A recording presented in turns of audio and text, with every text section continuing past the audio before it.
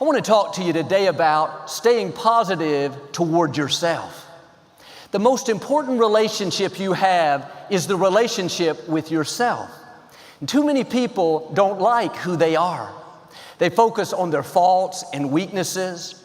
They relive their mistakes and failures. They wish they were different. If they were taller, had a better personality, looked like their cousin.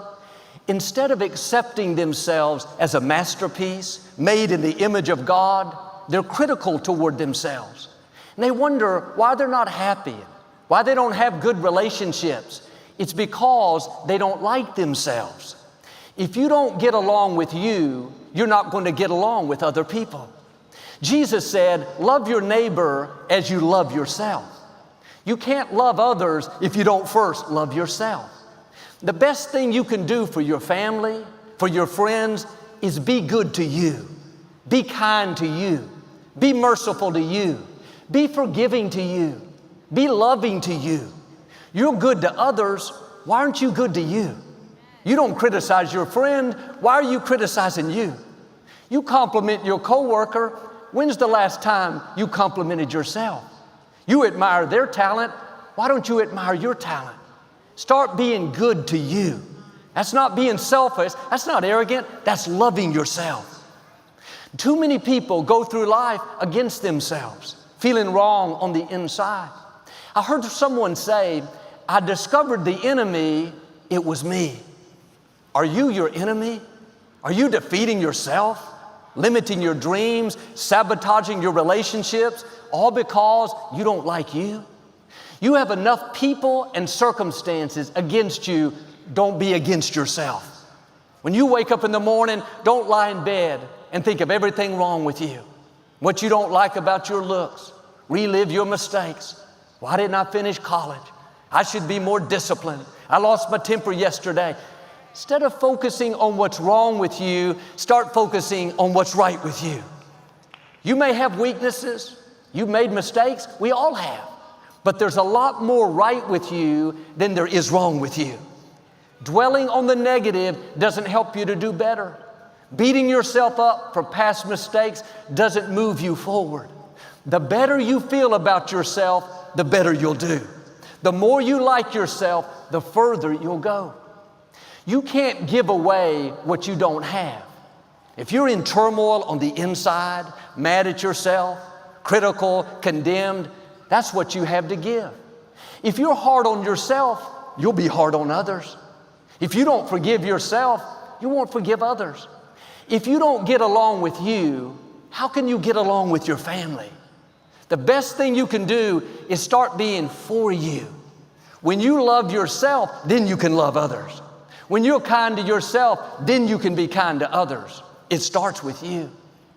Well, Joel, I have all these faults, these weaknesses. Once I overcome, once I learn to control my temper, be more disciplined, quit saying things that I shouldn't, then I won't be down on myself. If you're waiting to perform perfectly before you feel good about who you are, you'll be waiting your whole life. You have to accept yourself while you're in the process of changing. God knew you would have weaknesses. He made you. You're not a surprise to Him. He's not in heaven scratching His head thinking, I didn't see that coming. They're a mess. What am I going to do? He knew there would be things you struggle with. You're not supposed to beat yourself up because you haven't arrived yet. I don't know one person that has arrived. There will always be some area we need to improve in. In fact, I believe God will leave weaknesses on purpose, so we'll have to depend on Him. He's changing you from glory to glory. Learn to enjoy the glory that you're in right now. You may not be where you want to be, but you're not where you used to be. Instead of looking at how far you have to go, you need to look back and thank God for how far He's already brought you.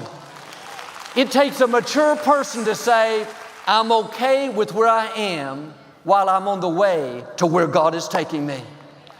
One time someone asked me, what was the one thing that I would change about myself if I could? And I don't mean this to sound arrogant, but I couldn't think of anything. And sure, there are plenty of areas I need to improve, I need to change, I need to grow. My point is, my weaknesses are not on the forefront of my mind. I'm not focused on my shortcomings, reliving my failures, down on myself for past mistakes. I know I'm forgiven. I'm redeemed. I'm a masterpiece. I'm made in the image of Almighty God. Life is too short to go through it against yourself. I say this with humility. I like myself. I like my looks. I like my personality. I like my sense of humor. I like my taste. I like my physique. I like who God made me to be. It's very powerful when you can say you like yourself. Not, I like myself after I lose 20 pounds, after I learn to keep my mouth closed, after I become more patient.